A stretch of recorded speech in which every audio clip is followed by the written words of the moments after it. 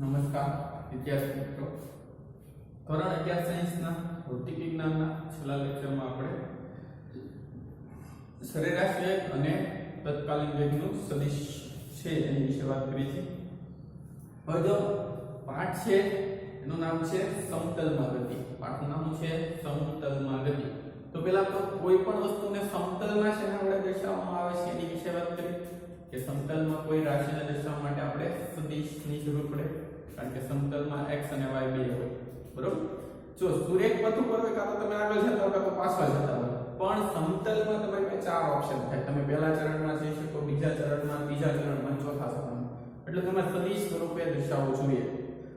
સુરેખ પથ પર બે ખૂણા આવે 0 અને 180. કાં તો તમે આગળ જતા હશો તો 0 આવે, પાછળ જતા હશો 180. પણ સમતલમાં 0 થી 360 વચ્ચેના બધા ખૂણા આવશે. તમે કઈ બાજુ ગતિ કરો છો એની પર આધાર રાખે, અથવા 0 થી 180 વચ્ચેના બધા ખૂણા આવશે. બરોબર? ઉપરથી ધન, નીચેથી ઋણ, બે રીતના ગણી શકો. તો એટલા માટે ભૌતિક વિજ્ઞાન છે એમાં સમતલમાં ગતિમાં ખાસ આપણે સદિશ દર્શાવવો જરૂરી છે. સદિશ છે એને એની દિશા સાથે દર્શાવવો જરૂરી છે, કારણ કે દિશા વગરનો સદિશ કઈ કામનો છે નહીં. એટલે સદિશને દર્શાવવા માટે એનું મૂલ્ય અને એની દિશા જોશે. એના આપણે સરવાળા બાદબાકી બધું ભણી ગયા. છેલ્લે આપણે સદિશને કઈ રીતના ખાસ ઘટકો સ્વરૂપે દર્શાવવામાં આવે છે. સદિશને સમતલમાં દર્શાવવા માટે એને કિંમત સ્વરૂપે દર્શાવવા માટે ઘટકો સ્વરૂપે આવે છે. સદિશ a બરાબર axi ay છે. સદિશ a બરાબર શું થશે? axi ay છે. જ્યાં ax એટલે x દિશાનો ઘટક, ay એટલે y દિશાનો ઘટક. ax બરાબર a cos θ, ay બરાબર a sin θ. એનું મૂલ્ય ગોતવાનું કે માનાંકમાં a બરાબર વર્ગમૂળમાં ax નો વર્ગ પ્લસ ay નો વર્ગ. ખૂણો ગોતવાનો કે tan θ બરાબર ay બાય ax એટલે y ઘટકના છેદમાં x ઘટક. આ આપણે સદિશની વાત કરી. હવે સાચું જે પાઠનું નામ છે સમતલમાં ગતિ. તો સમતલમાં ગતિ કરતી વખતે શું શું આવે? સ્થાન, સ્થાનાંતર, વેગ, પ્રવેગ, આ બધું ભણવાનું આવે. જ્યારે જ્યારે તમે સમતલમાં ગતિ કરો ત્યારે ત્યારે તમારે સ્થાન તમારે નક્કી કરવા પડે. સ્થાનમાં થતો ફેરફાર એટલે સ્થાનાંતર નક્કી કરવા પડે. સ્થાનાંતરમાં એકમ સમયમાં થતો ફેરફાર એટલે વેગ નક્કી કરવો પડે, અને વેગમાં થતો ફેરફાર એટલે પ્રવેગ નક્કી કરવો પડે. આ બધી વસ્તુ દ્વારા કોઈ ગતિની ચર્ચા અથવા એની વિશે તમે વિગતવાર જાણકારી મેળવી શકો છો. તો એટલા માટે સૌથી પહેલા આપણે સ્થાન નક્કી કર્યું કે કોઈ પણ p બિંદુ છે એનું સ્થાન r બરાબર શું આવશે? xi y છે. કોઈ p બિંદુ છે, કોણ p બિંદુ છે એનું સ્થાન સદિશ r બરાબર શું આવશે? xi y છે. જ્યાં xi છે એ શું છે? x દિશાનો ઘટક, અને y છે શું છે? y દિશાનો ઘટક. x અને y. આની ઉપરથી સ્થાનાંતર સદિશ મેળવ્યો ડેલ્ટા r બરાબર ડેલ્ટા xi ડેલ્ટા y છે. આની ઉપરથી શું મળશે? એનું મૂલ્ય મળશે. આની ઉપરથી શું મળશે? સ્થાનાંતરમાં થતા ફેરફાર. એના ઉપરથી આપણે પેલા સરેરાશ વેગ ગોત્યો. શું ગોત્યો? સરેરાશ વેગ ડેલ્ટા v બરાબર શું આવે? ડેલ્ટા x ના છેદમાં ડેલ્ટા t i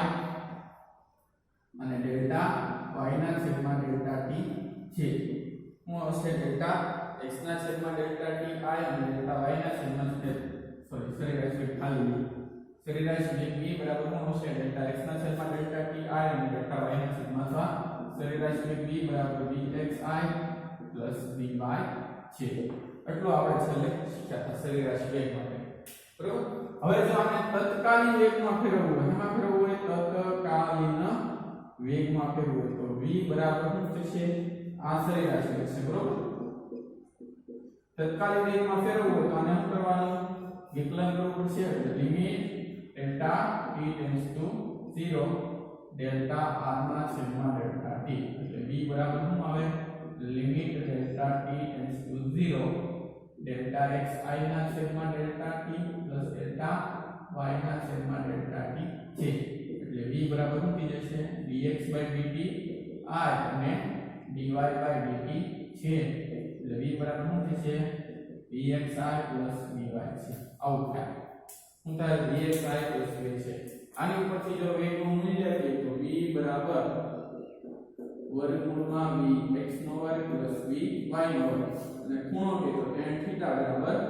vy/dx. બીજું એની દિશા બધી આપણે ખબર છે કે વેગ ક્યાં હંમેશા સ્થાનાંતરમાં થતા સ્થાનમાં થતા ફેરફારની દિશામાં, એટલે કે સ્થાનાંતરની દિશામાં ક્યાં હોય છે વેગ સ્થાનાંતરની દિશામાં તો સદિશને આપણે ઘટકો સ્વરૂપે દર્શાવતા શીખી ગયા એમાં ખાસ સ્થાન સદિશ સ્થાનાંતર સદિશ અને વેગ સદિશ હવે આપણે પ્રવેગ શીખવાનું છે તો 27મો જે પ્રશ્ન છે સરેરાશ પ્રવેગ 27 પ્રશ્ન છે સરેરાશ પ્રવેગ એટલે શું થતું કે કણના વેગમાં થતા ફેરફારનો સમય કણના વેગમાં થતા ફેરફારનો સમય દર એને શું કહેવામાં આવે છે પ્રવેગ કહેવામાં આવે છે બરોબર અથવા તો કણના વેગમાં થતો ફેરફાર અને તે માટે લાગતા સમયગાળા ના ગુણોત્તરને પ્રવેગ કહે છે તો એની માટે સરેરાશ પ્રવેગ a બરાબર સરેરાશ પ્રવેગને હું નિશાની આવશે a બરાબર ડેલ્ટા v ના છેદમાં ડેલ્ટા t શું આવશે ડેલ્ટા v ના છેદમાં ડેલ્ટા t તેથી a બરાબર ડેલ્ટા v ને હું લખાશે ડેલ્ટા vx ના છેદમાં ડેલ્ટા t સદિશ રૂપે લખીએ અથવા મૂલ્ય સ્વરૂપે લખવું તો અહીંયા આવશે i અને અહીંયા આવશે j આવી રીતના થશે અથવા ડેલ્ટા t અલગ અલગ રાખીએ તો ચાલશે એટલે સદિશ a બરાબર શું થશે મૂલ્ય સરેરાશ પ્રવેગ બરાબર આને હું લખાય પ્રવેગનો x ઘટક આને હું લખાય પ્રવેગનો y ઘટક આવી રીતના લખાશે આને પ્રવેગનો x ઘટક અને પ્રવેગનો y ઘટક આ સરેરાશ પ્રવેગની દિશા ક્યાં આવશે તો વેગમાં થતા ફેરફારની દિશામાં ક્યાં આવશે વેગમાં થતા ફેરફારની દિશામાં એનો એકમ છે મીટર પ્રતિ સેકન્ડ સ્ક્વેર હવે જો એક વસ્તુ પૂછો કે તમે ગાડી ચલાવો છો જો તમારો વેગ વધતો હોય બરોબર વેગમાં શું થતો હોય વધારો થતો હોય તો તમારો પ્રવેગ આમ આવશે જો ગાડીમાં વેગમાં ઘટાડો થતો હોય તો પ્રવેગ આમ આવશે આ એક પરિમાણીય ગતિ માટે છે બરોબર ત્રિપરિમાણીય ગતિ છે આપણે સમજવાનું છે આ બાજુ ખાલી એની માટે છે એક પરિમાણીય ગતિ માટે છે બરોબર તો જોઈએ પછી આપણે આગળ તત્કાલીન પ્રવેગ સમજીએ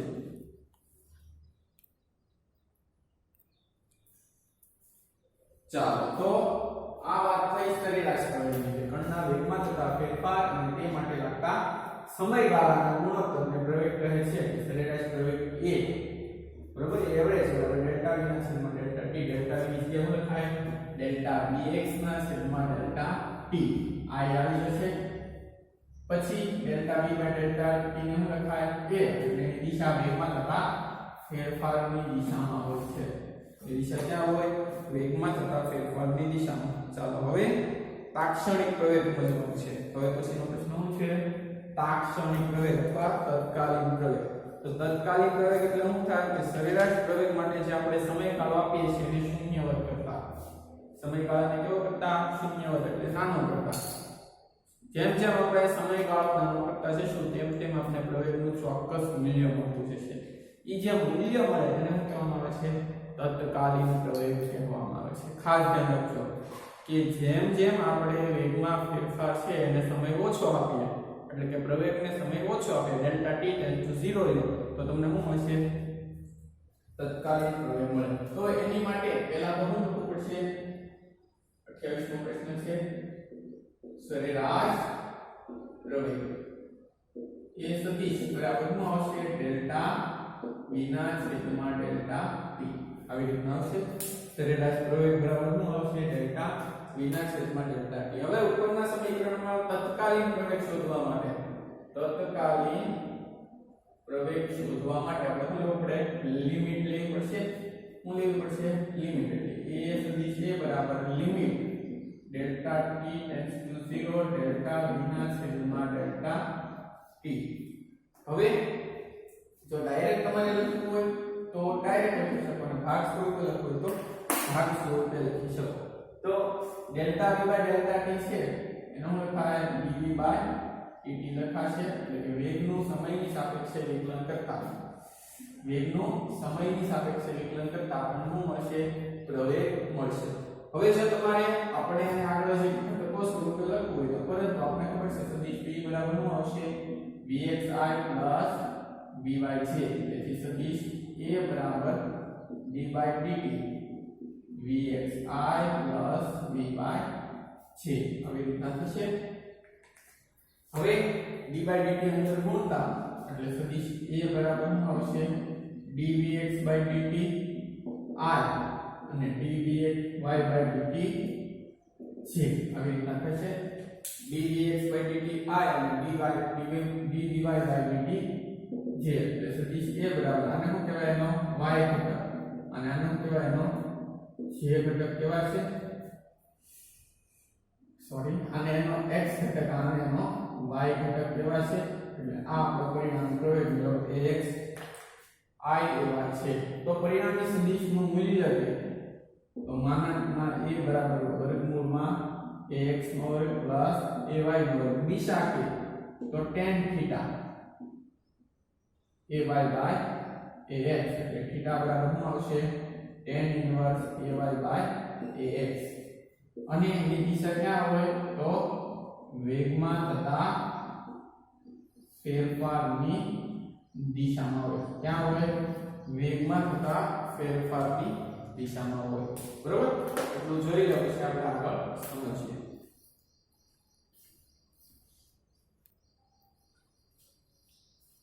ચાલો તો આપણી પાસે સરેરાશ પ્રવેગ છે એની પરથી આપણે સમજવાનું છે તત્કાલીન પ્રવેગ તો સરેરાશ પ્રવેગ અને તત્કાલીન પ્રવેગમાં ફેર શું છે સરેરાશ પ્રવેગ છે એમાં સમયગાળો લાંબો મળે તત્કાલીન પ્રવેગમાં સમયગાળો કેવો કરી નાખવાનો આપણે ઘટાડી નાખવાનો છે તો એટલા માટે આપણે એવું કહ્યું કે સરેરાશ પ્રવેગ એ બરાબર ડેલ્ટા v ના છેદમાં ડેલ્ટા t એટલું થશે અને એમાંથી તત્કાલીન પ્રવેગ ગોતવા માટે આપણે સમયગાળો ઘટાડવો પડે એટલે ડેલ્ટા t ડેશ શું લેવું પડે 0 એટલે તત્કાલીન પ્રવેગ a બરાબર limit delta t tends to 0 delta v by delta t થશે એટલે a બરાબર dv બાય dt પરંતુ સદિશ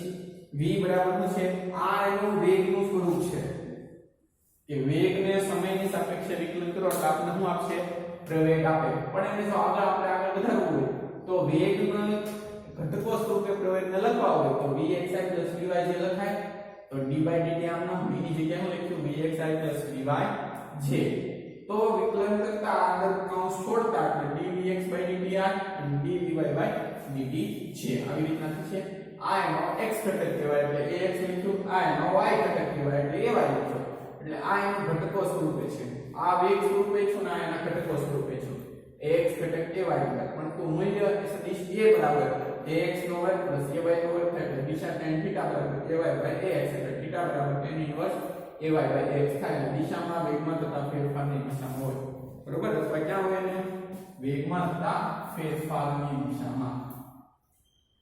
હવે આપણે આગળ વાત કરીએ તો પ્રવેગ છે કે કોનો વેગ ફેરફાર છે તો વેગમાં થતો ફેરફાર છે પ્રવેગ છે શું તો વેગમાં થતો ફેરફાર છે પ્રવેગ a બરાબર શું લખાશે dv બાય dt a બરાબર શું લખાશે dv બાય dt પરંતુ આપણને ખબર છે v બરાબર શું છે dr બાય dt છે v બરાબર શું છે dr બાય dt એટલે a બરાબર શું લખાશે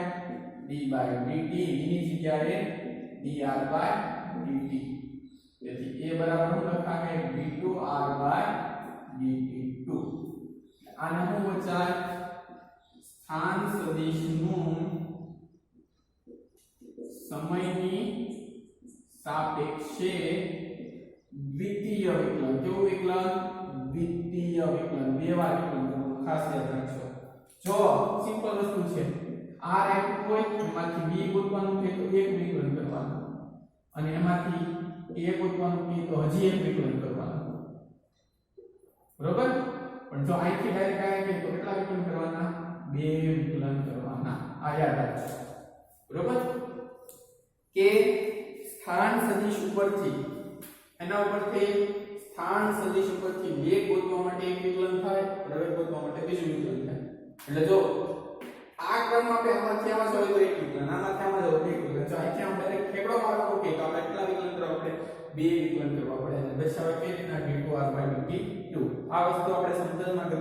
મળી ગયેલા છે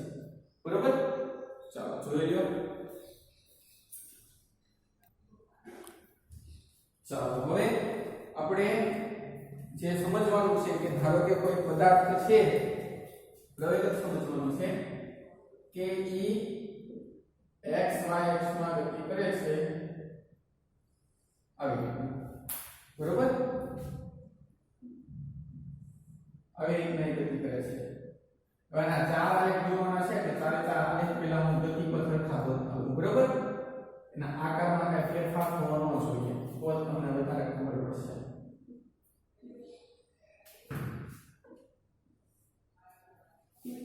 આ આકૃતિ ચારે ચાર હરખી થવી જોઈએ તો પરફેક્ટ જવાબ મળે હવે થોડું વધારે છે આવી રીતના થશે આ રીતના કોઈ એક કણ ગતિ કરે છે તો પહેલા એને ડેલ્ટા t1 સમય માટે આપીએ પછી ડેલ્ટા t2 સમય આપીએ પછી ડેલ્ટા t3 સમય આપીએ પછી ડેલ્ટા t બરાબર